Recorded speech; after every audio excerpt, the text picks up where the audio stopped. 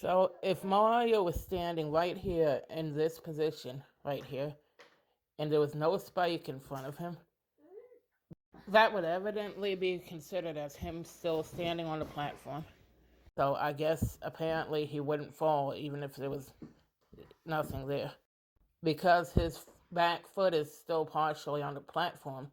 And supposedly that's the reason why he's not dying when he touches his spike.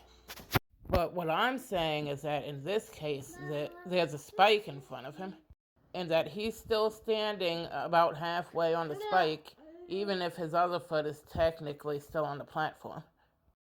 Okay, so if he was going to die from touching the spike, I would expect him to die in this case. I wouldn't expect him to, not die just because his other foot is partially on the platform.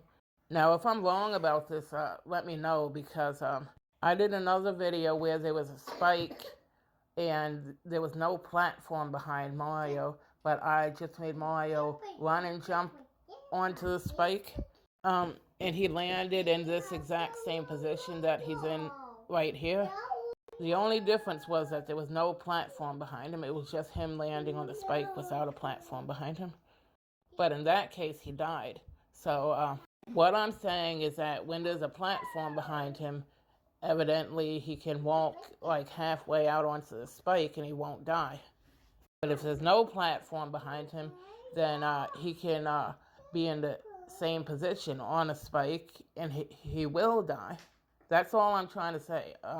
So if this platform being behind him, if that makes a difference, if it makes a difference where he won't die because of that, somebody please let me know, because I don't see it as being any different if he's touching the spike in the exact same spot in both cases. And also, it looks like that he'd have to be able to touch at least one of the spikes partially and not die in order to beat this level. This level is from Mario Maker 2, so I'm not sure if anybody knows if it's programmed differently than the original game.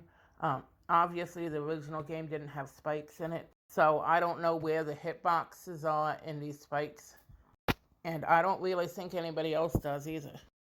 But, make it make sense, okay?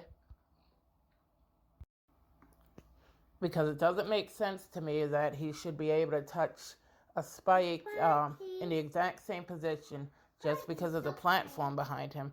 He won't die because of that. But he does die when he touches the other one when there's no platform behind him. That just doesn't make sense to me. So you just let me know, please.